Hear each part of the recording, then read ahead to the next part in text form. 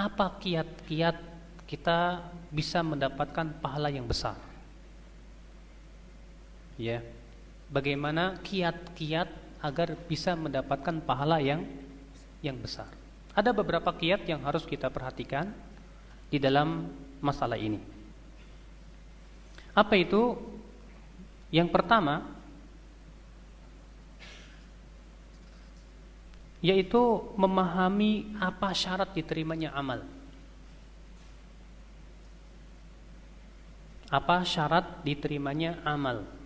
Ini harus kita pahami terlebih dahulu. Anda mau sholat, tapi Anda tidak tahu syarat diterimanya sholat. Iya. Sholat apa Pak? Nggak tahu, pokoknya saya sholat. Iya. Taib saya sholat apa Pak? Sholat zuhur. Taib, kamu wudu nggak? Enggak. Kira-kira diterima tidak? Sholat, ya sholat, tapi pakai pakaian yang merecet. Tahu kan merecet? Sempitnya minta ampun. Ya, sampai lekuk-lekukan tubuhnya terlihat semuanya. Kita katakan tidak sah, tidak diterima. Kenapa? Karena syarat menutup aurat adalah harus penutup aurat itu tidak membentuk tubuh. Tapi ketika kita tidak mengetahui syaratnya, akibatnya apa? Salat kita tidak diterima oleh Allah Subhanahu wa taala. Maka ini penting sekali. Nah, syarat diterimanya amal insyaallah mungkin di antara antum sudah banyak yang mengetahuinya. Yang pertama apa? Ikhlas. Yang pertama apa? Ikhlas. Yang kedua, sesuai dengan contoh Rasulullah sallallahu alaihi wasallam.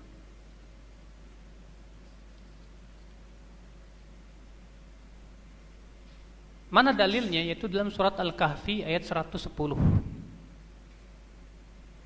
Allah berfirman, "Faman kana yarju liqa'a rabbih falyamal 'amalan shalihan wa la yusyrik bi ibadati rabbih ahada." Surat Al-Kahfi ayat 110. Faman kana yarju liqa'a rabbih, siapa yang mengharapkan bertemu dengan Rabbnya, falyamal 'amalan shalihan, kata Allah, hendaklah dia beramal saleh. Kata para ulama, disebut amal saleh idza kana muwafiqan li sunnati Rasulillah. Kalau sesuai dengan contoh Rasulullah, sesuai dengan contoh yang dipraktik Rasulullah SAW. Wala yusyrik bi ibadati rabbih ahada, dan janganlah ia mempersekutukan Allah dalam beribadah kepadanya dengan sesuatu pun juga. Al-Imam Ibnu Katsir dalam tafsirnya, ketika menafsirkan surat Al-Kahfi ayat 110 ini, beliau berkata apa? Hadhil ayah dalah ala syartai qabulil amal. Ayat ini menunjukkan dua syarat diterimanya amal. Yang pertama, al-ikhlas. Yang kedua apa? Al-mutaba'ah, sesuai dengan contoh Rasulullah sallallahu alaihi wasallam. Iya. Baik, kalau ada orang ikhlas, Masya Allah, ikhlasnya mengharapkan pahala dari Allah, tapi dia tidak sesuai dengan contoh Rasulullah, diterima tidak? Tidak. Karena Rasulullah SAW sabda apa? Man amila amalan laisa alaihi amruna fahuwa raddun. Barang siapa yang beramal dengan suatu amal yang tidak ada di atasnya perintah kami, maka itu tertolak amal itu. Kalau Anda sebagai seorang produsen furniture misalnya, membuat kerajinan bangku, meja dan yang lainnya. Kemudian ada sebuah perusahaan pesan kepada Anda, Pak, kami pesan 100 bangku dengan sifat begini, kayunya terbuat dari gini, gini. Ini sifat-sifatnya. Akhirnya Anda pun mengerjakan. Setelah selesai 100 bangku itu, apa yang terjadi? Ternyata tidak sesuai dengan sifat yang diinginkan oleh si perusahaan. Apa yang terjadi, Pak? Ikhwah, yang terjadi apa? Ditolak tidak? Ketika Anda kirimkan ke perusahaan itu, apa yang terjadi? Setelah dilihat, diperiksa, tidak sesuai dengan kriteria yang diinginkan. Apa yang terjadi? Dibalikan. Maaf Pak, pesanan apa yang Anda buat tidak sesuai dengan kriteria yang kami inginkan. Kami sudah sebutkan kepada Bapak bahwa sifatnya begini. Tapi Bapak kok ya tidak memenuhi syaratnya. Akibatnya apa? Ditolak kan? Ditolak. Demikian pula ibadah itu hak Allah. Allah ingin diibadahi sesuai dengan apa yang Allah ridhai dan cintai. Ketika Allah menyuruh ya kita beribadah, lalu kita beribadah dengan sifat yang tidak sesuai dengan apa yang Allah inginkan, ditolak tidak? Ditolak. Tidak diterima oleh Allah Subhanahu wa taala. Demikian pula ini. Ada orang ikhlas, Masya Allah, luar biasa, tapi tidak sesuai dengan contoh Rasulullah. Atau sebaliknya, ada orang yang beramal sesuai dengan contoh Rasulullah, tapi tidak ikhlas, mengharapkan pujian manusia. Diterima tidak? Tidak diterima. Maka dari itu, ya, ini yang pertama, perkara yang pertama yang harus kita ketahui dalam beramal, supaya kita mendapatkan pahala adalah harus tahu apa syarat diterimanya amal. Apa itu? Yang pertama apa? Ikhlas. Yang kedua apa? Sesuai dengan contoh Rasulullah sallallahu alaihi wasallam. Taib.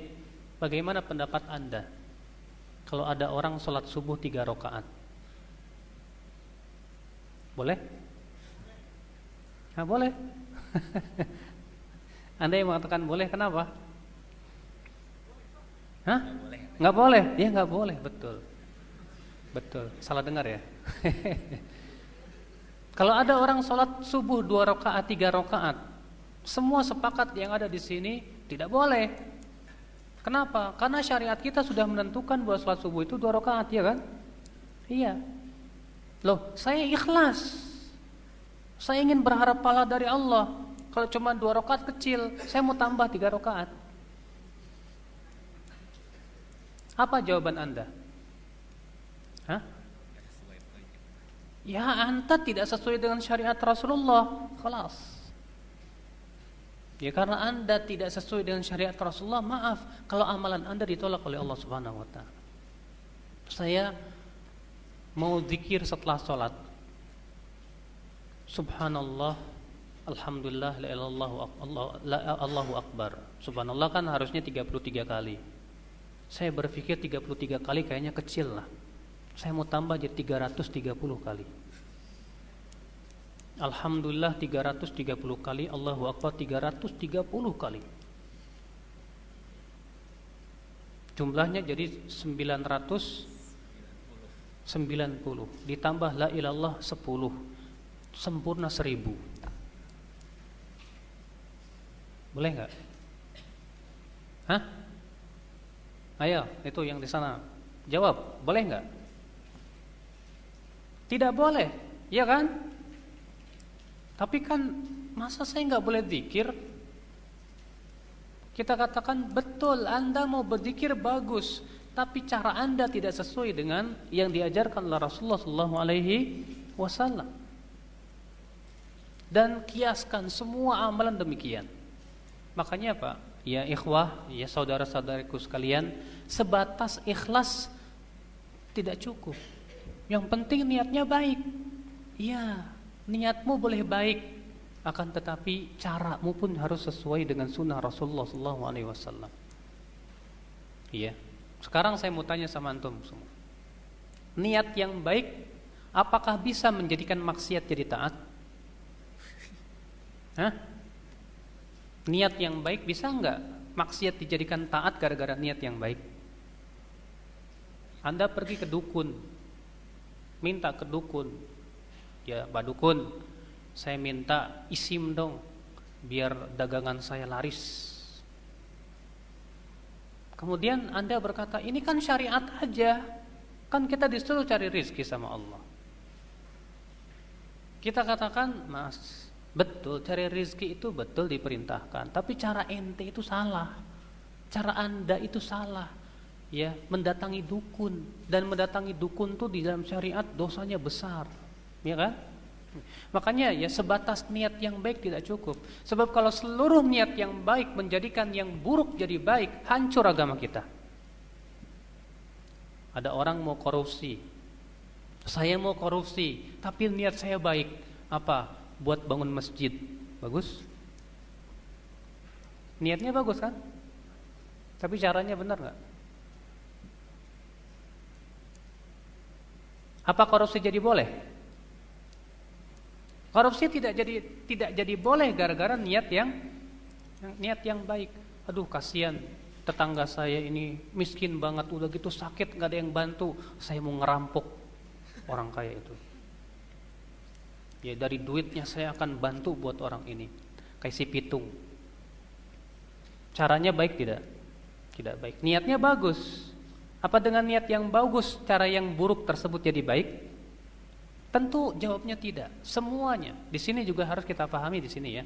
Makanya syarat diterima amal itu dua. Yang pertama apa? Ikhlas, niat yang baik karena mengharap pahala dari Allah. Yang kedua apa?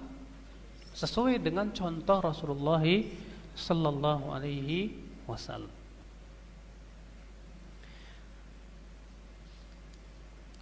Kemudian kiat yang kedua yang harus kita pahami, ya ikhwah sekalian dan akhwat, ketahuilah bahwa kita tidak akan bisa mendapatkan pahala kecuali dengan niat.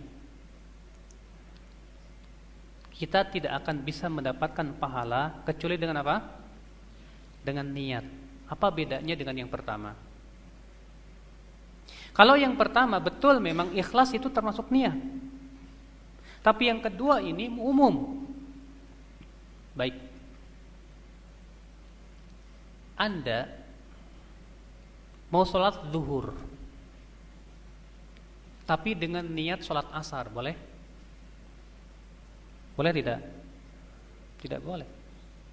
Atau Anda sholat, Allahu Akbar. Setelah salam, Assalamualaikum warahmatullahi wabarakatuh, Assalamualaikum warahmatullahi wabarakatuh. Ditanya sama teman, lo sholat apa tadi? Gak tahu sholat apa. Loh kok tadi sholat 2 rakaat? Sholat apa niatnya? Gak ada niat? Mungkin gak? Kira-kira ibadahnya dapat pahala gak? Tidak.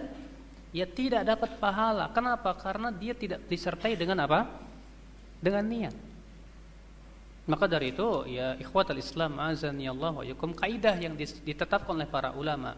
Kata mereka la thawaba wala iqaba illa bin niyyah. Tidak ada pahala dan tidak ada siksa kecuali dengan niat. Tidak ada pahala dan tidak ada dosa kecuali dengan niat. Seseorang dengan amalan yang sifatnya mubah-mubah saja bisa mendapatkan pahala dengan niatnya. Anda makan, ada 2 orang, yang satu makan, yang satu juga makan, tapi yang satu dapat pahala, yang satu tidak dapat apa-apa. Kenapa? Ketika dia makan, dia niatkan yang satu untuk bisa lebih kuat dalam beribadah kepada Allah. Yang satu makannya hanya sebatas memuaskan perutnya saja. Maka kita kata yang satu dapat pahala dengan niatnya, yang satu tidak dapat apa-apa dengan niatnya. Iya. Bahkan 2 orang yang sholat, bisa jadi yang satu dapat pahala, yang satu dapat dosa. Iya tidak? Bisa enggak? Iya, yang satu sholatnya ikhlas karena Allah, sesuai dengan contoh Rasulullah. Yang satu sholatnya enggak ikhlas, karena gara-gara ada orang atau ada akhwat yang memperhatikan, jadi akhirnya apa? Ria, pengen dipuji orang. Dua-duanya sholat, tapi yang satu dapat pahala, yang satu dapat dosa. Gara-gara apa? Niat. Makanya niat itu sangat berpengaruh ya di dalam permasalahan ibadah. Ya semakin niat itu lurus, maka ibadah atau pahala pun juga semakin besar kita raih. Ini ikhwatul Islam azani Allah wa yakum. Adapun pembahasan niat, apa itu niat, bagaimana niat, apa syaratnya, bukan di sini tempatnya, karena itu pada pembahasan yang lain itu insyaallah taala.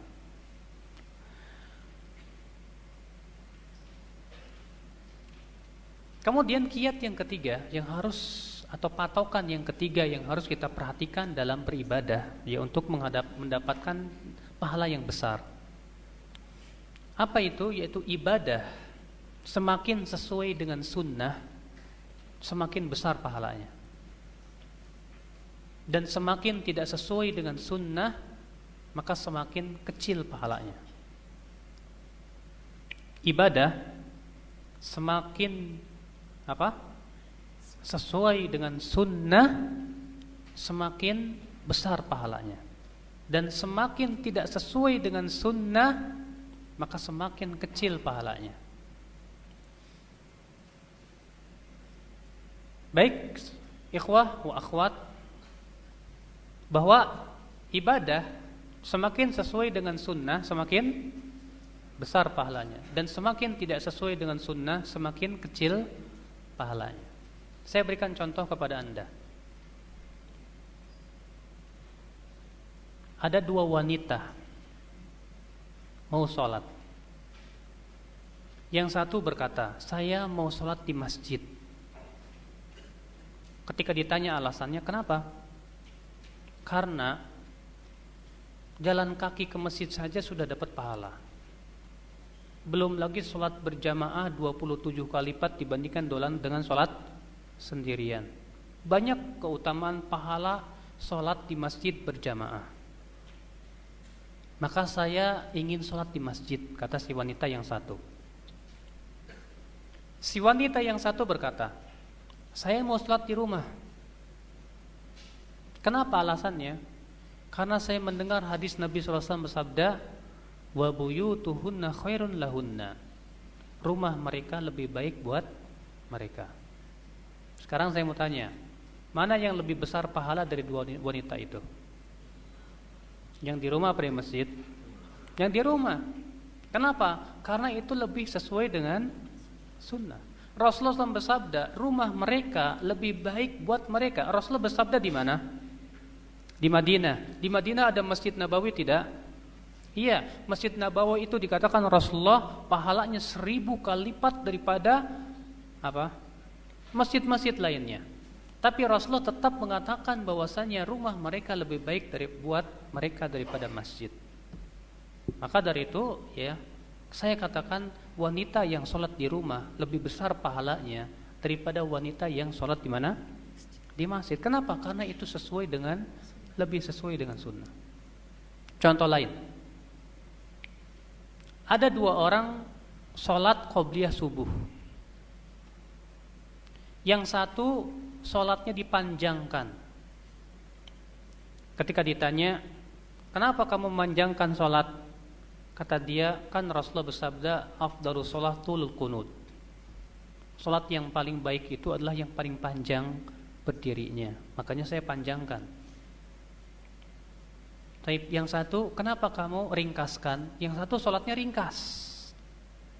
Ketika ditanya alasan saya, karena Rasulullah SAW apabila sholat qobliyah subuh, beliau meringkaskan sholatnya. Sampai-sampai kata Aisyah, saya tidak tahu Rasulullah baca Al-Fatihah apa tidak. Saya tanya, mana yang lebih besar pahalanya? Yang diringkaskan atau yang dipanjangkan? Padahal yang dipanjangkan lebih banyak bacaannya tidak? Tapi kenapa yang ringkas itu lebih besar pahalanya? Jawabnya, karena lebih sesuai dengan sunnah. Makanya Pak, ya, para ulama mengatakan bahwa muwafaqatus sunnah, sesuai dengan sunnah itu lebih baik daripada banyaknya ibadah. Iya. Nah ini ikhwatul Islam azanillahu wa iyyakum. Makanya saya berikan patokan yang ketiga bahwa suatu ibadah semakin sesuai dengan sunnah, maka semakin besar pahalanya di sisi Allah Subhanahu wa taala. Tapi patokan yang keberapa? Yang keempat di dalam beribadah atau untuk meraih pahala besar. Ya. Yaitu bahwa pahala ibadah dilipat gandakan bila bertepatan dengan waktu yang mulia. Pahala ibadah dilipat gandakan pahalanya bila bertepatan dengan waktu yang mulia. Contoh waktu yang mulia. Siapa yang bisa memberikan contoh? Contoh waktu yang mulia? Ramadan. Baik, selain Ramadan ada lagi? Apa? Tunjuk jari, silakan. Hah? Muharram. Bagus. Apa ada lagi? Hah? Sepertiga malam terakhir, betul. Ada lagi? Hah? 10 awal bulan Dzulhijjah, benar. Ada lagi? Banyak. Pada malam Lailatul Qadar, sahih. Betul. Ikhwatul Islam, azani Allah wa iyyakum. Rasulullah SAW bersabda dalam hadis yang dikeluarkan oleh Imam Muslim, beliau bersabda, "Ma min ayyamin al-amalu salihu fihi ahabbu ila Allah min hadhil ayyamil ashar." Tidak ada hari-hari yang amalan saleh lebih dicintai oleh Allah dari 10 hari pertama bulan Dzulhijjah. Ini salah satu contoh waktu yang mulia. Ya. Di 10 awal bulan Dzulhijjah, amalan itu sangat dicintai oleh Allah Subhanahu wa taala dibandingkan dengan hari-hari yang lainnya. Ya.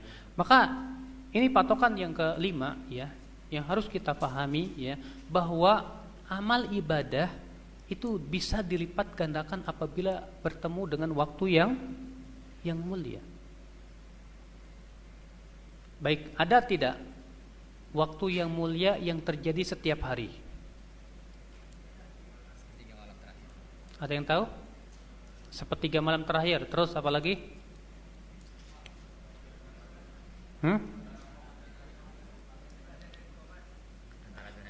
Antara azan dan iqamat ada lagi?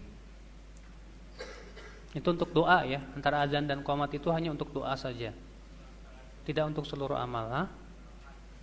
Apa ada lagi? Waktu setelah asar. Waktu asar. Dalilnya mana? Dalilnya ya surat Al-Asr, Allah berfirman wal asri, demi waktu asar. Ini adalah salah satu pendapat dari sebagian ulama mufassirin. Dan ini dikuatkan oleh sebuah hadis yang dikuatkan Bukhari dalam sahihnya, bahwasanya Rasulullah SAW bersabda, "Thalathatun la yukallimuhumullahu yaumal qiyamah wa la yanzuru ilaihim wa la yuzakkihim wa lahum adzabun alim." Ada 3 orang yang Allah tidak akan ajak bicara, Allah tidak akan lihat pada hari kiamat, dan bagi dia azab yang pedih. 3 orang ini diantaranya siapa? Rajulun baya'a fi waqtil asr, seseorang yang berjual beli di waktu asar. Lihat, seseorang yang berbeli di waktu asar, lalu ia berdusta pada waktu dia berjual beli. Kata Al-Hafidz Ibnu Hajar, pemberian pembatasan waktu asar yadullu ala syarafi waqtil asr. Ini menunjukkan akan kemuliaan waktu asar. Makanya Ibnu Qudamah di dalam kitab Mukhtasar Minhajul Qasirin berkata, dahulu para sahabat menganggap bahwa waktu asar itu, waktu setelah asar itu lebih agung daripada waktu setelah subuh. Lebih agung daripada waktu setelah subuh. Maka dari itu ya, waktu asar itu adalah waktu yang mulia. Banyak orang tidak tahu. Terkadang kita lihat ada orang ya, kurang memperhatikan zikir setelah asar. Banyak orang kalau habis asar itu berleha-leha dan yang lain-lain. Padahal itu waktu yang sangat mulia di sisi Allah Subhanahu wa taala. Ini ya patokan yang keberapa? Yang kelima. Bahwa yang keempat, pahala ibadah dilipat gandakan apabila bertepatan dengan apa? Dengan waktu yang mulia. Taib. Sekarang waktu malam. Waktu malam yang paling besar pahalanya waktu apa? Hah? Waktu malam yang paling besar pahalanya apa? Pertama, bahwa kalau kita punya ilmunya, kita bisa mengetahui bahwa waktu malam secara mutlak yang paling utama itu di waktu sahur. Kenapa? Pertama, bahwasanya Allah turun ke langit dunia pada sepertiga malam apa? Terakhir. Dan itu berlangsung sampai terbit fajar. Iya kan? Iya. Tapi ternyata waktu sahur ada apa? Ada keutamaan lebih. Allah berfirman di dalam surat Adz-Dzariyat, wabil asharihum yastaghfirun, dan mereka di waktu sahur memohon ampun kepada Allah. Berarti waktu sahur itu ada dua keutamaan. Keutamaan yang pertama, Allah turun ke langit dunia. Yang kedua, pada waktu itu sangat ditekankan pada waktu itu kita banyak istighfar dan banyak berzikir kepada Allah Subhanahu wa taala. Iya. Taib, ini secara mutlak. Tapi ya, ada amalan-amalan tertentu yang di waktu sahur tidak utama. Ada amalan-amalan tertentu yang di waktu sepertiga malam ya tidak utama. Justru yang utama di awal malam. Ada yang tahu? Nah, sholat tarawih. Sholat tarawih itu lebih utama di awal malam daripada di akhir malam. Makanya kalau kita perhatikan Rasulullah SAW melakukan sholat tarawih di awal malam atau di akhir malam? Di awal malam. Para sahabat dahulu di zaman Umar melakukan sholat tarawih di awal malam atau di akhir malam? Di awal malam. Makanya Umar bin Khattab berkata apa? Ya, walladzi yanamuna fiha khairun minal ladzina yaqumuna fiha. Dan waktu yang mereka dahulu biasa tidur di waktu itu lebih baik daripada waktu yang mereka biasa bangun di waktu itu. Artinya di awal malam lebih baik daripada di akhir malam untuk sholat apa? Sholat tarawih. Makanya ada orang berkata kepada saya misalnya, Ustadz, saya mau sholat tarawihnya sepertiga malam terakhir aja. Kenapa ibu? Karena dikatakan Allah turun ke langit dunia pada waktu itu. Bagus, nggak masalah. Tapi Rasulullah SAW sholat tarawihnya di awal malam. Para sahabat sholat tarawihnya di awal malam. Mana yang lebih utama? Di awal malam. Iya. Maka ini ikhwatul Islam azanillah wa iyyakum. Tab yang keberapa? Yang kelima ya. Patokan yang kelima.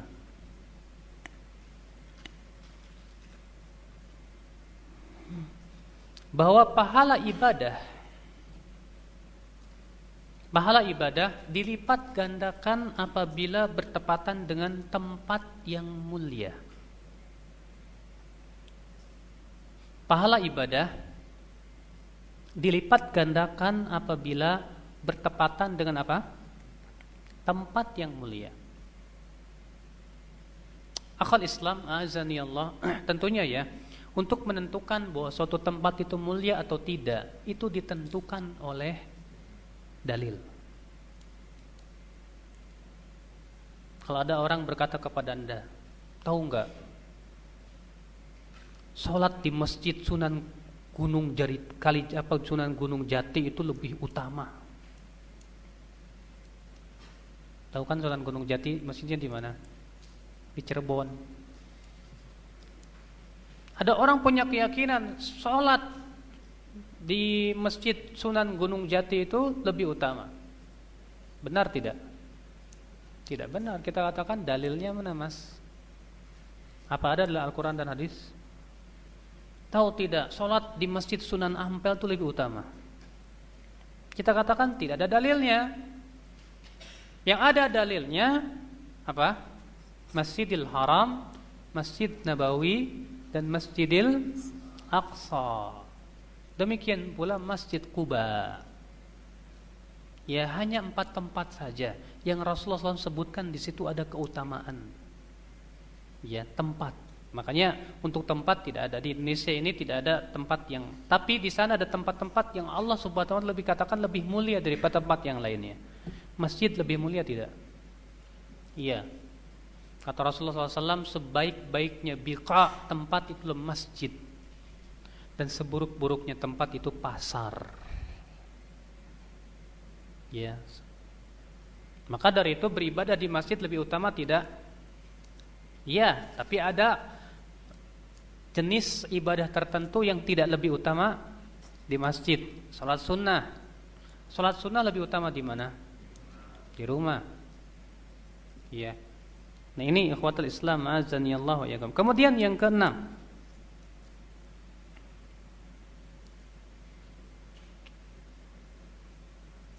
ibadah yang manfaatnya menular kepada orang lain. Ibadah yang manfaatnya menular kepada orang lain lebih baik daripada ibadah yang manfaatnya dan pahalanya hanya untuk diri sendiri saja.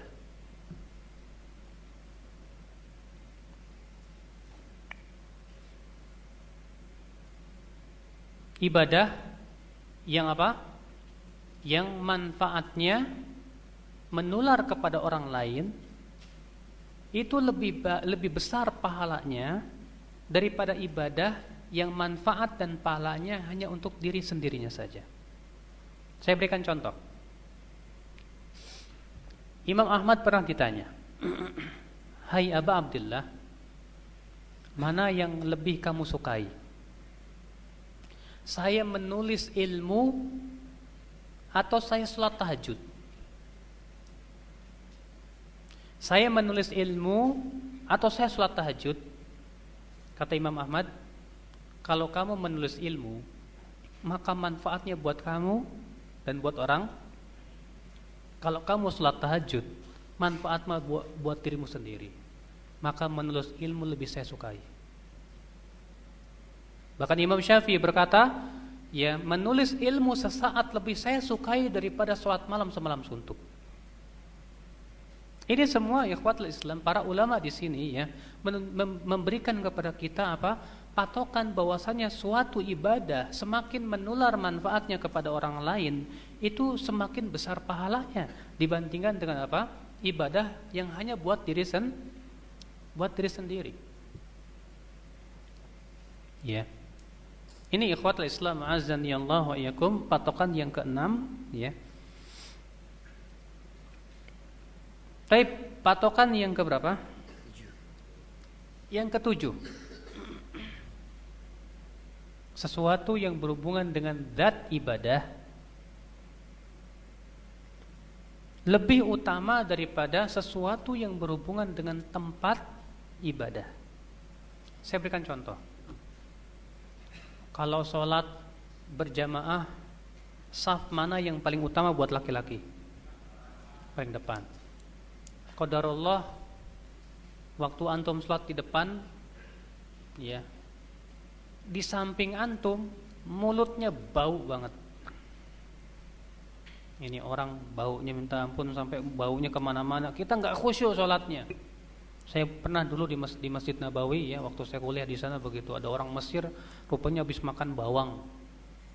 Sholat, Bismillahirrahmanirrahim. Udah gitu menguap lagi. Wah, aduh. Itu kita sholat nggak khusyuk, pengen muntah rasanya. Akhirnya, ya, sekarang jadi permasalahan. Mana yang harus saya pilih? Saya sholat di depan, tapi saya nggak khusyuk, atau saya pindah ke belakang, tapi saya khusyuk? Kaidah ini berlaku. Sesuatu yang berhubungan dengan zat ibadah, khusyuk itu berhubungan dengan zat ibadah tidak? Iya. Lebih utama daripada yang berhubungan dengan tempat. Saf terdepan itu berhubungan dengan tempat ibadah. Makanya sesuatu yang berhubungan dengan zat lebih utama daripada tempat. Udah, antum pindah aja ke belakang.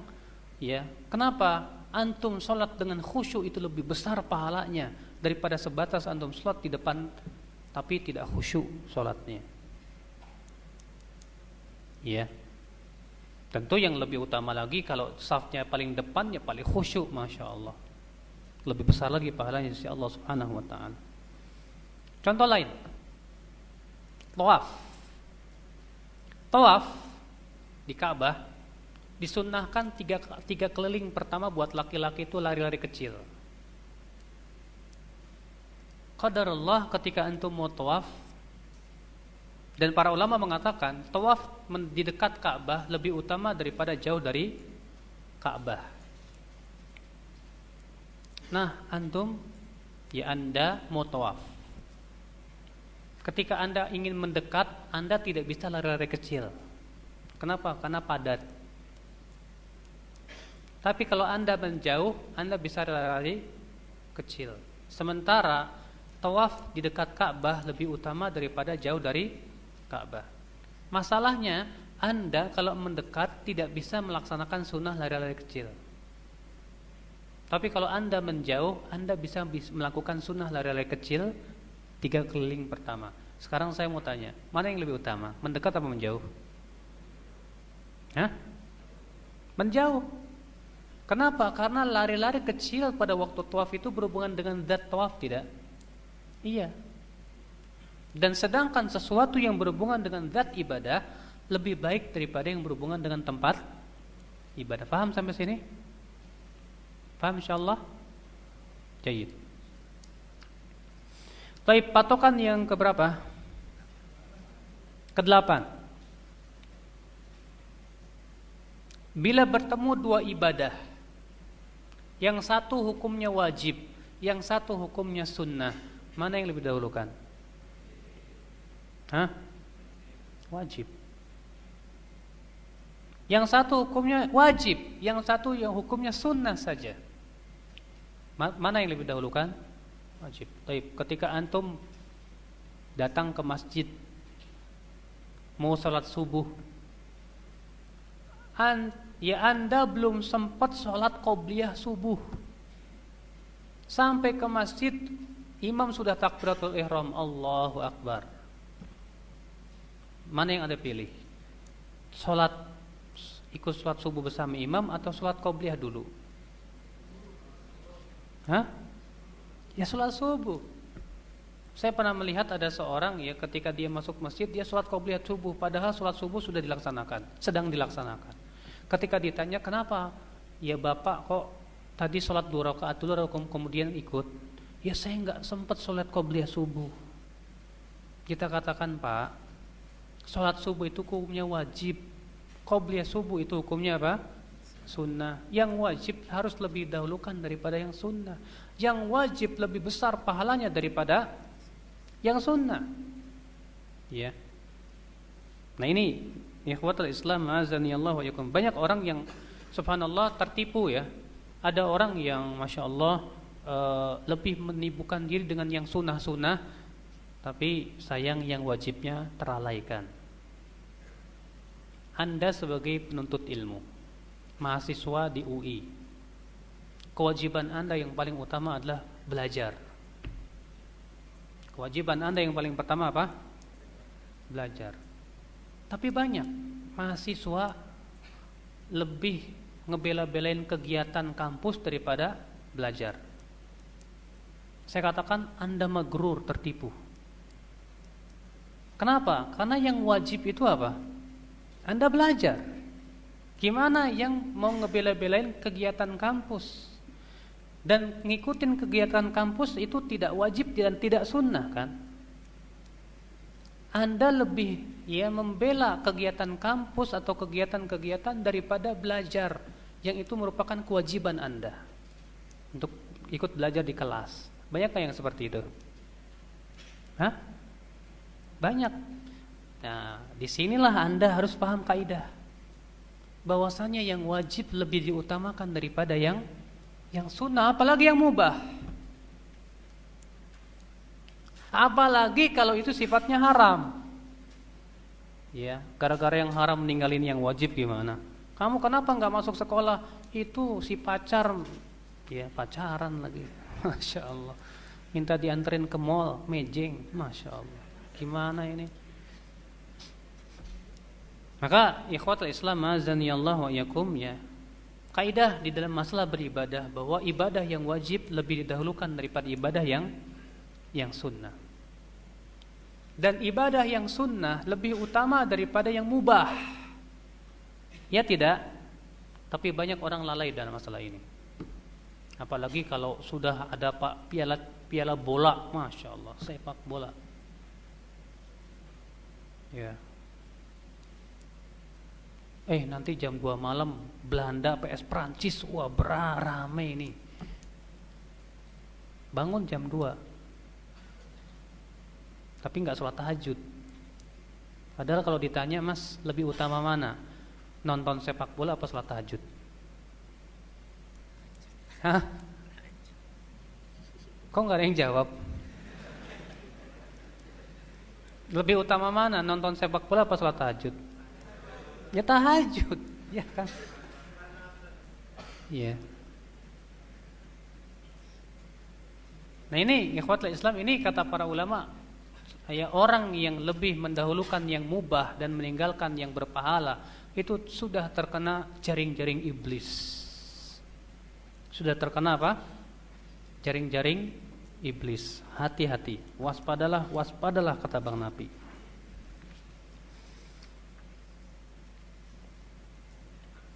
Baik, patokan selanjutnya yang keberapa? Yang ke-9. Hah? 9 atau 10? 9. Apabila bertemu dua kewajiban, maka didahulukan yang mana? Apabila bertemu dua kewajiban, dua ibadah, ibadah itu sama-sama wajibnya, yang lebih dahulukan yang mana, Mas? Yang paling wajib. Taib, fardu ain dengan fardu kifayah mana yang lebih wajib? Fardu ain daripada fardu kifayah. Bagaimana menurut Anda orang yang lebih mendahulukan fardu kifayah daripada fardu ain? Betul tidak? Dia lebih mendahulukan fardu kifayah daripada fardu ain. Salah apa betul? Betul apa salah? Salah, saya katakan salah. Sebuah contoh. Seorang suami lebih menghabiskan waktunya untuk dakwah, tapi lupa untuk mencari nafkah untuk anak istrinya. Dia pergi ke masjid-masjid 3 hari, 7 hari, 40 hari, dan sebagainya. Tapi istri dan anak tidak diperhatikan. Alasannya tawakal aja lah, nanti juga yang ngasih rezeki Allah. Musibah. Kita katakan anta magrur, Anda sudah tertipu, dan Anda sudah terkena talbis iblis. Ya, kenapa? Karena memberi nafkah kepada apa? Anak dan istri itu hukumnya fardu ain buat suami. Sedangkan Anda pergi ke masjid 3 hari 40 wala wajib wala sunnah. Kenapa Anda lebih dahulukan yang sesuatu yang tidak wajib dan meninggalkan yang wajib? Iya. Nah ini ikhwatul Islam azani Allah wa iyyakum. Ada sebuah hadis yang mungkin ini bisa dijadikan dalil ya dalam kaidah ini. Suatu ketika Rasulullah bersabda begini, la tusafir imra'atun yaumun wa lailah illa wa ma'aha dzu mahramin. Tidak boleh seorang wanita bersafar sejarak sehari semalam, sejarak bukan waktu ya, jarak sehari semalam. Dan orang-orang dahulu itu menilai jarak itu dengan hari. Perjalanan ke sana itu berapa ya? Perjalanan sehari, perjalanan 2 hari, dan sehari semalam itu sekitar 80 km. Tidak halal kata Rasulullah seorang wanita safar bepergian sejarak sehari semalam itu 80 km kecuali bersama mahramnya. Lalu ada seorang laki-laki berkata, ya Rasulullah, inna imra'ati kharajat hajah. Sesungguhnya istriku pergi haji sendiri tidak ada mahramnya, bersama rombongan wanita-wanita atau rombongan yang lain, tapi dia tidak ada mahramnya. Bagaimana ya Rasulullah? Sementara aku diwajibkan untuk mengikuti perang ini dan itu. Lihat, laki-laki ini dihadapkan pada 2 kewajiban.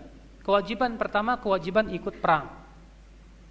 Kewajiban yang kedua menemani istri, di mana si istri ini pergi tanpa mahram sehingga mengakibatkan si istri berdosa. Mana yang dipilih Rasulullah? Kata Rasulullah, ilhaq bimra'atik, susul istrimu. Di sini Rasulullah membatalkan kewajiban perang buat dia dan memerintahkan untuk menemani istrinya haji. Iya. Kenapa? Karena kalau dibiarkan istrinya haji sendirian, dosa tidak? Dosa. Sedangkan menghindarkan istri dari dosa wajib tidak? Wajib. Maka dari itu Rasulullah lebih memilih, kamu susul istrimu. Susul istrimu dan haji bersamanya. Lihat di sini Rasulullah SAW memberikan kepada kita bimbingan. Ya, bahwa kalau kita beribadah, kita dihadapkan pada dua perkara yang sama-sama wajib, maka kita pilih yang paling wajib. Taib yang keberapa? Yang ke-10.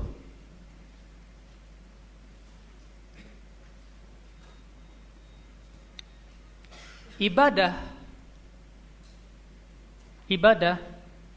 yang lebih memperbaiki hati,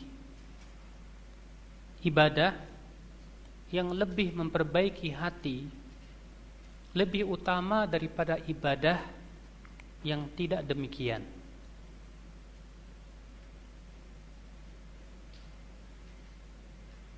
Ibadah yang lebih memperbaiki hati lebih utama daripada ibadah yang tidak demikian. Saya mau tanya sama antum, zikir yang paling utama apa? Ada yang tahu? Zikir yang paling utama apa? Silakan unjuk tangan. Lah antum selama ini zikir enggak? Tidak pernah zikir ya. Zikir yang paling utama itu kata para ulama qiraatul Quran. Membaca Al-Quran lebih utama daripada mengucapkan subhanallah, alhamdulillah, la ilaha illallah, wallahu akbar. Nah sekarang ada masalah. Ustadz, saya kalau baca Quran tuh ya Allah nggak bisa khusyuk. Hati saya itu ya kalau baca Quran tuh gimana ya? Kayak ya sulit untuk khusyuk. Tapi kalau saya baca subhanallah, alhamdulillah terasa di hati begitu. Mana yang lebih utama? Kaidah ini mengatakan bahwasanya ibadah yang lebih memperbaiki hati lebih utama daripada yang tidak demikian. Kenapa? Karena tujuan ibadah itu memperbaiki hati kan? Iya. Ya ketika Anda baca Quran ternyata ya tidak bisa khusyuk. Tapi Anda berzikir subhanallah, alhamdulillah, la ilaha illallah, Allahu akbar, Anda lebih khusyuk, maka saya katakan itu lebih utama. Makanya Imam Ahmad bin Hanbal ketika ditanya oleh muridnya, "Wahai Aba Abdillah, ibadah seperti apa yang saya utamakan?" Kata Imam Ahmad, "Lihat mana yang lebih memperbaiki hatimu, lakukanlah." Iya. Tapi ingat sekali lagi, ya apabila terpenuhi syaratnya ya, ikhlas dan sesuai dengan contoh Rasulullah sallallahu alaihi wasallam. Yang ke-11, patokan yang ke-11.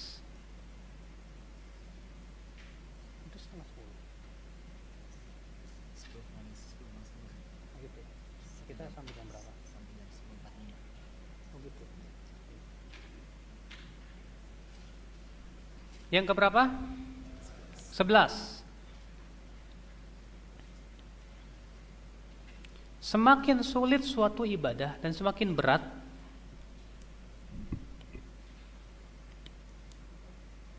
semakin berat suatu ibadah,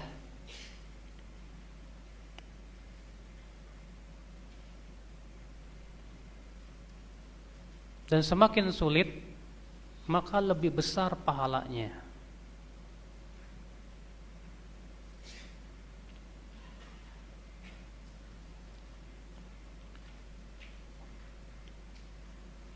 Semakin sulit suatu ibadah dan semakin berat.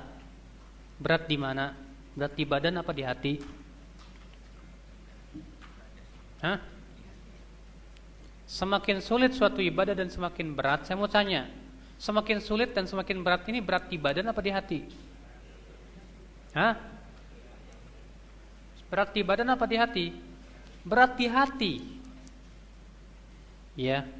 Dan berat di hati menyebabkan berat di badan. Iya. Semakin sulit itu maka semakin besar pahalanya. Saya berikan contoh. Rasulullah SAW bersabda, dirham sabaqa mi'at alf dirham. Berinfak dengan 1 dirham bisa mengalahkan infak 100.000 dirham. Faham tidak? Berinfak 1 dirham, kata Rasulullah, bisa mengalahkan pahala berinfak 100.000 dirham. Bagaimana itu bisa terjadi?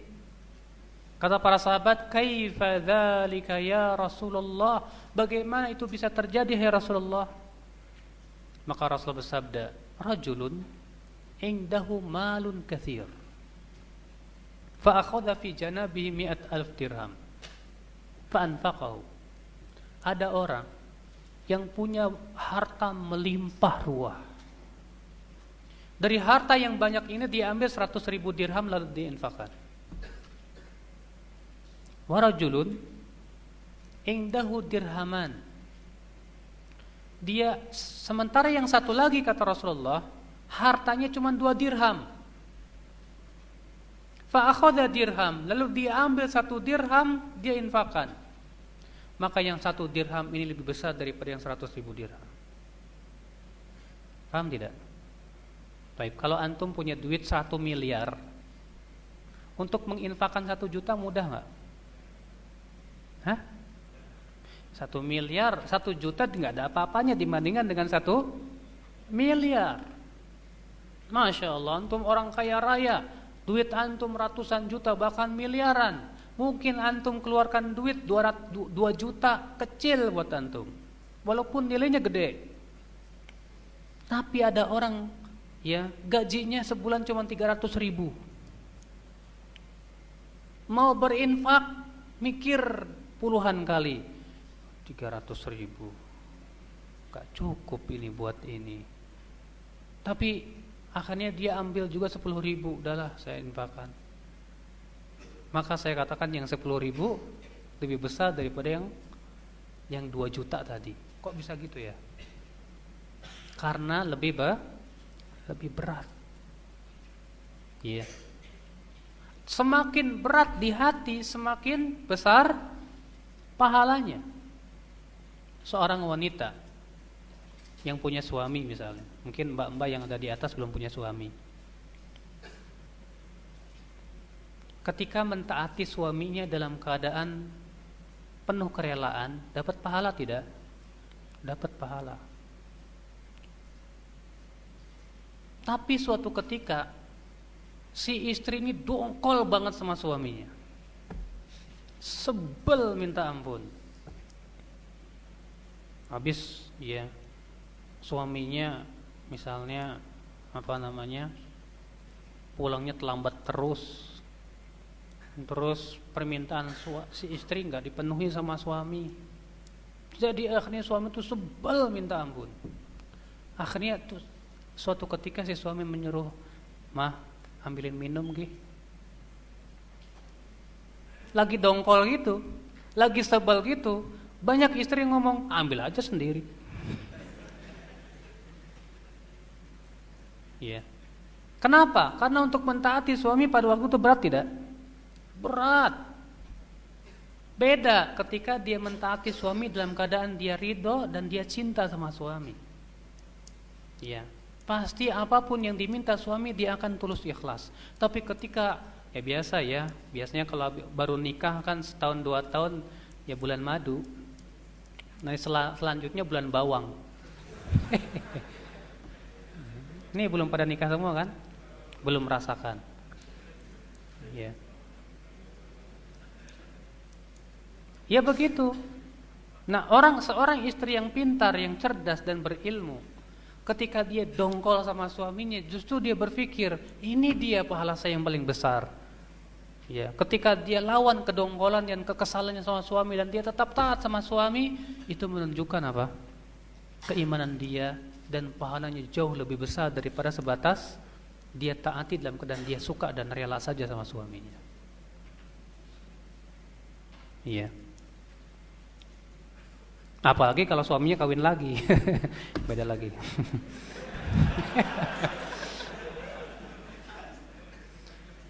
Itu bukan pembahasan kita.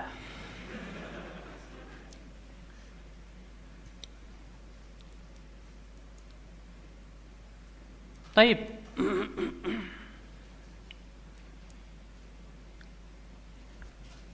Jadi ya, suatu ibadah semakin apa? Semakin sulit di hati, semakin berat di hati, maka semakin besar pahalanya di ketika itu.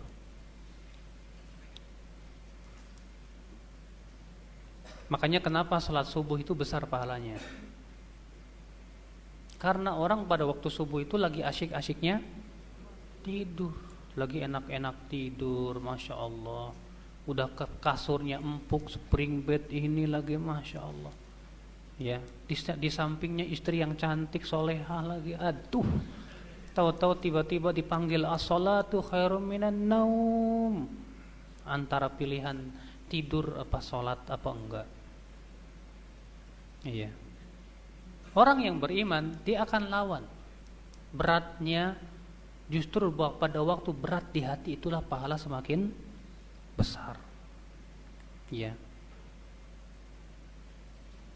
Demikian pula antum nuntut ilmu. Dikala antum nuntut ilmu dalam keadaan hati berat, itu lebih besar pahalanya daripada ketika hati tidak berat. Nah, di sinilah ikhwatul Islam, a'azzani Allah wa iyyakum. Taib yang keberapa? Ke-12. Suatu amal semakin besar manfaat dan maslahatnya, semakin besar pula pahalanya. Suatu amal semakin besar manfaat dan maslahatnya kepada orang lain, semakin besar pula pahalanya.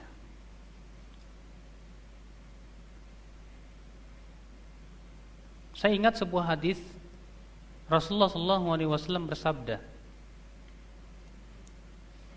la an amshiya ma'a rajulin fi hajatin lahu ahabbu ilayya min an a'taqifa fi masjidi hadha syahra. Saya, kata Rasulullah, berjalan bersama saudara saya untuk memenuhi kebutuhan dia, lebih saya cintai daripada saya iktikaf di Masjid Nabawi sebulan lamanya. Lihat, saya berjalan dengan saudara saya, tujuannya apa? Tujuannya untuk memenuhi kebutuhan dia. Itu lebih saya sukai daripada saya iktikaf di Masjid Nabawi sebulan lamanya. Anda membantu teman Anda untuk melamar pekerjaan di suatu tempat, kebetulan Anda misalnya punya relasi di situ. Udah saya bantu sini. Yuk kita pergi. Akhirnya Anda pergi ke perusahaan itu, Anda usahakan supaya teman Anda masuk. Maka itu lebih besar pahalanya daripada Anda iktikaf di Masjid Nabawi sebulan lamanya. Kenapa? Karena ini lebih bermanfaat untuk orang lain, maslahatnya lebih besar daripada Anda sebatas iktikaf buat dirinya sendiri doang. Makanya ada orang kaya berkata, ada orang kaya setiap bulan umroh. Ya. Sementara dia jarang membantu fakir miskin, membantu orang ini. Padahal membantu fakir miskin lebih besar pahalanya daripada sebatas Umroh. Rasulullah SAW saja selama hidupnya cuma 4 kali umroh. Ini tiap bulan umroh, tiap bulan umroh. Maka ini tidak bagus. Ya. Maka dari situ ikhwatul Islam azani Allah wa iyyakum, semakin besar maslahat dan manfaat suatu ibadah, maka semakin besar pahalanya di sisi Allah Subhanahu wa taala. Baik. Faham yang ke berapa? Ke-12 ini? Ke-12 ya. Sekarang ke-13.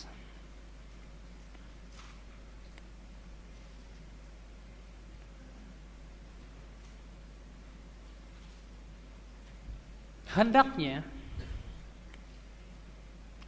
dalam beribadah kita mencari amal yang paling utama. Hendaknya dalam beribadah kita mencari amal yang paling utama dan yang paling utama dari yang utama.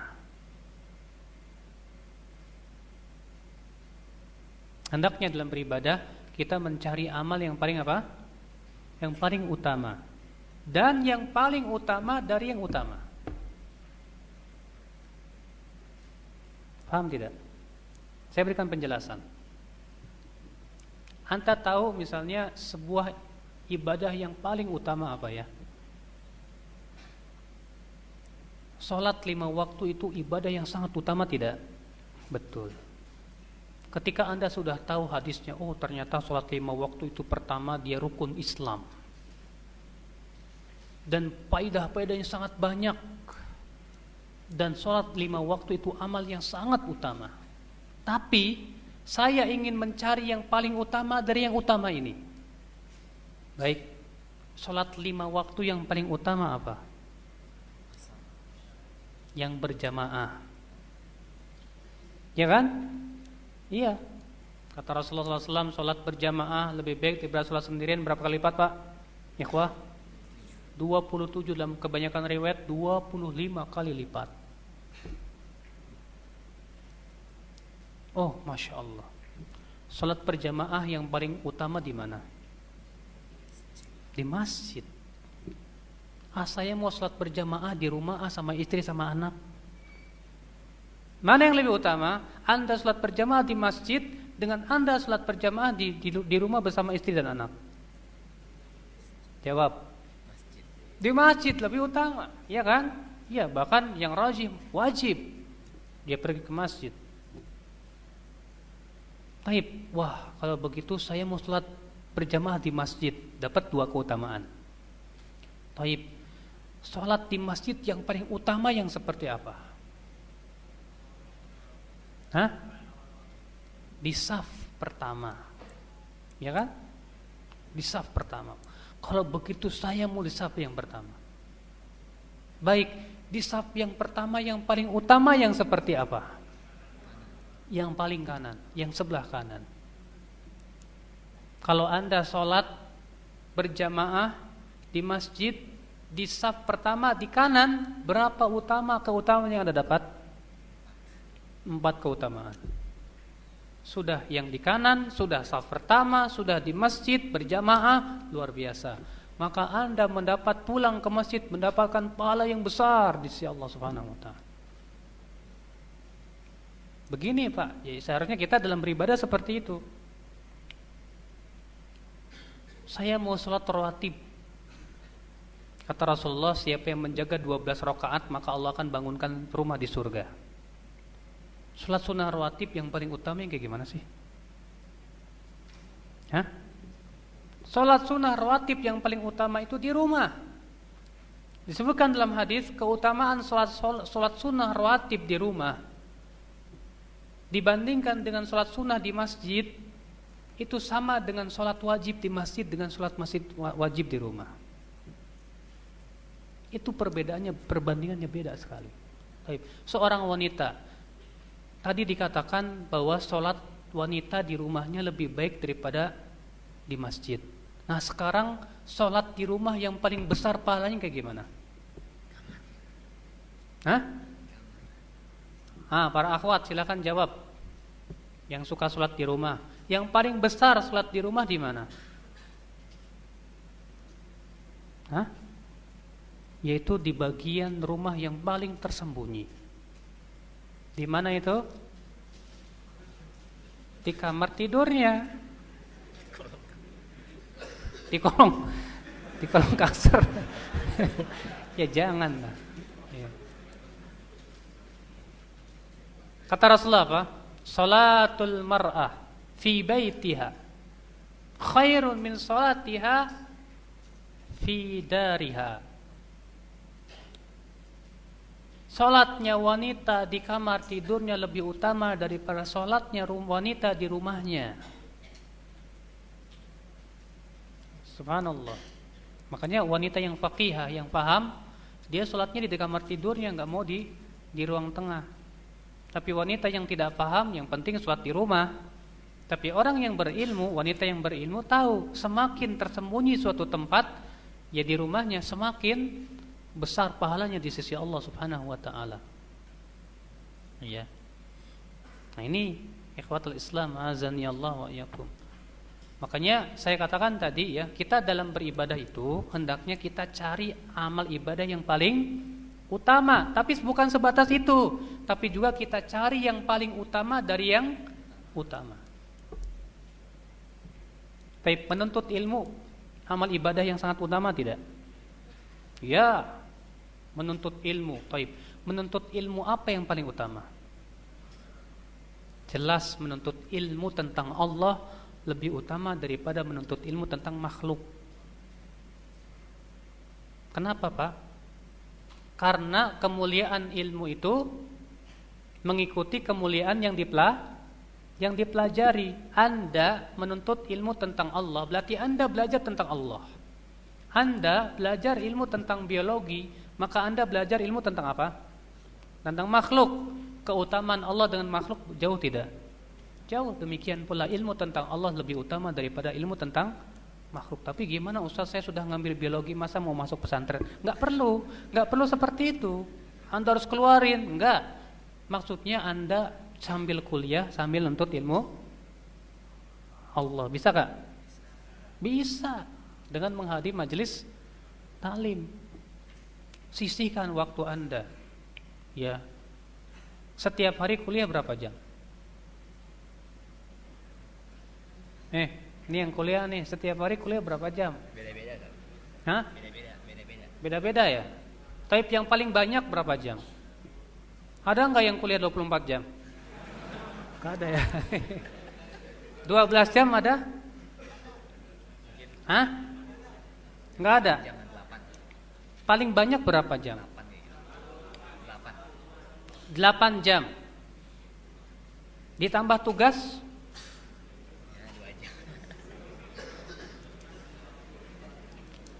Hei, mana nih mahasiswa? Itu tuh, yang lagi ngelamun. Ente ngelamunin apa? Pagi-pagi udah ngelamun.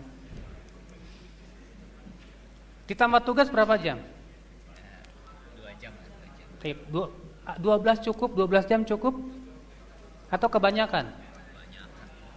Hah? Kebanyakan ya? 12 maksimal sekali. Maksimal sekali katanya. Baiklah, saya ambil paling maksimal lah, nggak apa-apa. Antum seorang murid teladan, belajar melulu. 12 jam. Masya Allah. Itu juga udah kebanyakan katanya. Taib 12 jam yang tersisa dikemanain?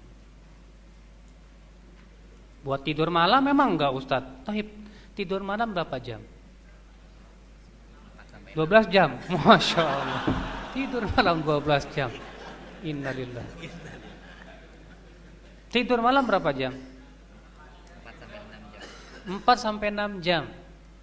Kalau di Saudi itu disesuaikan dengan keadaan waktu.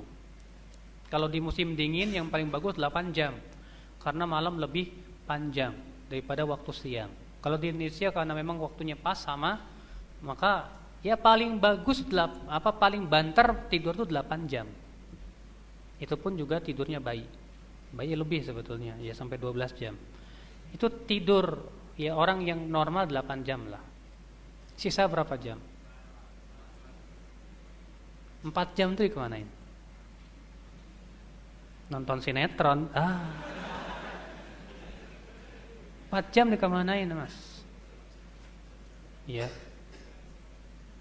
Baik, buat baca buku. Baca buku paling lama antum berapa jam sih? Ana yakin nggak? Yakin deh, 1 jam aja udah bosan. Iya kan? Ngaku aja deh. Ya. Taib, Masya Allah. Kalau antum setiap hari ya bagi waktu-waktu antum dengan betul-betul bagus, di manage, saya yakin antum bisa mendapatkan meraih ya pahala yang begitu besar seperti itu. Tapi penuntut ilmu, sudah saya katakan tadi bahwa menuntut ilmu yang paling utama apa? Ilmu tentang Allah. Taib, ilmu tentang Allah, ilmu agama, yang paling utama ilmu apa? Tauhid. Ya, ilmu tentang tauhid, mengenal tauhid uluhiyah, rububiyah, asma wa sifat, tentang hak-hak Allah Subhanahu wa taala yang tidak akan sempurna keimanan kita dengan seperti itu. Ini yang kita dahulukan. Paham tidak, Mas? Nah, disinilah kita dalam beribadah itu pun harus melihat, ya, menuntut ilmu utama, tapi kok menuntut ilmu ngawur gimana? Ya jangan. Ya antum hendaknya nuntut ilmu itu utamakan dulu yang paling utama. Baru setelah itu yang setelahnya. Nah ini ikhwatul Islam azani Allah wa iyyakum. Jadi kaidah yang ke-13 ini ya, bahwa kita di dalam dalam beribadah hendaknya kita cari ibadah yang paling utama. Baik, tadi disebutkan bahwa zikir itu yang paling utama membaca Al-Qur'an, ya kan?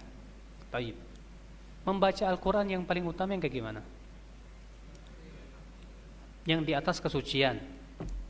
Alhamdulillah saya sudah berwudu, Ustaz. Saya ingin mendapatkan keutamaan lain dari membaca Quran. Apa itu? Yang menghadap ke kiblat. Kata Rasulullah SAW, khairu majlisin mastuqbila bil qiblah. Sebaik-baiknya majlis itu yang dihadapkan kepada kiblat. Anda di atas kesucian waktu baca Quran. Kemudian Anda menghadap kiblat. Kemudian Anda mentadabburi dan memahami maknanya. Berapa banyak pahala yang Anda dapatkan? Jelas itu lebih utama daripada orang yang sebatas membaca Quran. Ya, udah gitu dia enggak wudu, enggak menghadap ke kiblat, tidak mentadabburi, baca aja yang penting baca. Tetap dapat pahala sih, cuman tidak sebesarnya pahala yang pertama. Ya. Nah di sini ikhwatul Islam tempat perlombaan kita. Dari mana kita tahu bahwasanya suatu amal itu paling utama kalau kita tidak menuntut ilmu? Maka sudah saya sebutkan tadi ikhwatul Islam ya. Ikhwati wa akhwati, bahwa kunci kita dalam beribadah itu satu, yaitu berilmu. Yang saya sebutkan tadi dari awal sampai dari poin 1 sampai ke poin 13. Dengan ilmu tidak? Iya, dengan ilmu. Anda untuk mencari amal yang paling ibadah, yang paling utama adalah harus dengan ilmu. Dan yang paling utama dari suatu yang utama pun juga harus dengan ilmu, iya kan? Iya. Kalau kita tidak menuntut ilmu, abadan kita tidak akan bisa meraih. Ini menunjukkan ikhwatul Islam azani Allah, maka segala sesuatu memang harus dengan keilmuan. Ya makanya sudah saya sebutkan tadi bahwa seorang alim, seorang yang berilmu dengan ringannya amal itu lebih bisa mendapatkan pahala lebih besar daripada ahli ibadah. Makanya ada seorang laki-laki datang kepada Rasulullah SAW dan berkata, ya Rasulullah, saya punya 2 orang tetangga. Yang satu ahli ibadah luar biasa. Yang satu, wahai Rasulullah, dia ibadahnya cuma yang wajib-wajib. Tapi dia punya ilmu yang dia ajarkan kepada manusia. Mana yang lebih utama dari 2 orang ini? Kata Rasulullah, keutamaan orang ahli ilmu itu dibandingkan dengan ahli ibadah seperti aku dibandingkan dengan orang yang paling rendah derajatnya di antara kalian. Rasulullah dibandingkan dengan orang yang paling rendah derajatnya di antara para sahabat. Itulah keutamaan orang yang berilmu dengan ahli ibadah tapi tidak berilmu. Nah ini ikhwatul Islam azani Allah wa iyyakum. Yang ke-14,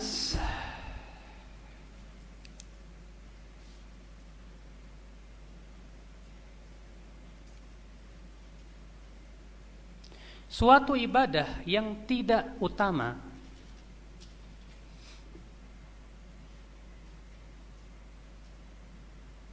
terkadang menjadi lebih utama. Suatu ibadah yang tidak utama terkadang menjadi lebih utama. Kapan? Apabila disebutkan perkara-perkara yang saya sebutkan tadi. Yang pertama, lebih berat di hati, atau lebih khusyuk di hati, atau lebih besar manfaat dan maslahatnya. Ya. Suatu ibadah yang tidak utama menjadi lebih utama, ya, ketika apa? Ya, ketika keadaan-keadaan tersebut. Bisa saja Anda yang belajar ilmu kedokteran lebih besar pahalanya daripada orang yang belajar bahasa Arab. Misalnya, ketika orang sudah pada bisa bahasa Arab dan orang, ya, bahasa Arab itu sudah banyak orang yang bisa. Sementara yang jadi dokter sedikit dan kaum muslimin sangat butuh kepada dokter. Mungkin orang yang belajar kedokteran lebih besar pahalanya. Kenapa? Maslahatnya lebih besar dan lebih umum. Iya. Maka di sini ikhwatul Islam azani Allah wa iyyakum, ya, patokan yang ke-14 ini harus kita pahami demikian, bahwa suatu ibadah terkadang tidak utama tapi menjadi lebih utama daripada yang utama dalam keadaan-keadaan tertentu. Taib. Ke-15, dan ini kaidah yang terakhir, yaitu mempertimbangkan antara maslahat dan mudarat. Terkadang kita meninggalkan suatu amal ibadah yang hukumnya sunnah, tapi gara-gara di sana ada mudarat yang lebih besar, itu lebih utama. Lebih apa? Lebih utama. Di sana ada memang, ya, ada ibadah disyariatkan dalam syariat dan diberikan pahala besar.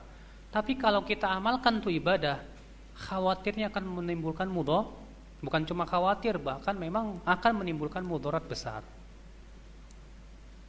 Contoh, dalam hal mengingkari kemungkaran.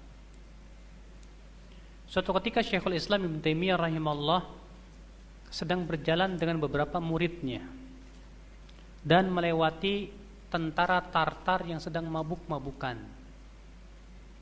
Lalu murid-muridnya pun ingin mengingkari kemungkaran. Apa kata Syekhul Islam? Jangan ingkari mereka. Sebab kalau kalian ingkari mereka, mudaratnya lebih besar. Paham tidak? Sebab kalau kalian ingkari mereka, mudaratnya lebih besar. Biarkan mereka mabuk, karena kalau mereka mabuk, mereka tidak membunuh kaum muslimin. Ya. Tapi kalau kalian ingkari dan terjadilah pertumpahan darah dengan mereka, mereka akan semakin beringas dan mereka akan membunuhi kaum muslimin. Besar mudaratnya. Jangan, biarkan. Lihat, Syekhul Islam malah melarang untuk mengingkari praktek dari Rasulullah. Di zaman Rasulullah ada, tidak ada? Ada orang Arab Badawi masuk ke masjid. Ngapain? Kencing. Mas, orang Arab Badawi tahu sendiri, tahu kan? Orang Arab Badawi sengke, ya, merkedeweng. Masuk masjid, kencing di masjid. Mungkar tidak? Kencing di masjid mungkar tidak? Ya mungkar jelas, menyebabkan akhirnya masjid jadi najis. Apa yang terjadi? Para sahabat geram, marah. Mereka ingin mengingkari si Arab Badawi ini. Mereka ingin menarik. Ya, yang satu ingin memarahi. Kata Rasulullah apa? Biarkan. Rasulullah melarang para sahabat mengingkari orang Arab Badawi ini. Kenapa? Karena pengingkaran di waktu itu mudorotnya lebih besar. Bayangkan kalau orang lagi kencing ditarik, wah kencingnya kemana-mana. Kena dirinya, kena para sahabat dan yang lainnya. Akhirnya air kencingnya pun berceceran. Akhirnya lebih susah dicuci, ya. Tapi ketika biarkan dia kencing sampai selesai, ya air kencingnya nggak kemana-mana, diguyur satu ember, selesai. Terkadang kita mengingkari kemungkaran lebih besar pahalanya daripada mengingkari kemungkaran. Kapan? Tatkala di sana ada mudarat yang lebih besar. Inilah kaidah syariat Islam ya, untuk mempertimbangkan antara maslahat dan mudarat. Iya. Ikhwatul Islam azani Allah wa yakum, ya barangkali ini beberapa perkara yang saya ingin sampaikan pada kesempatan pagi hari ini tentang bagaimana kita bisa meraih pahala besar dengan amal yang ringan. Ya, mudah-mudahan kaidah ini bermanfaat terutama buat saya dan buat antum-antum semua ya, dalam masalah beramal saleh insyaallah. Nah.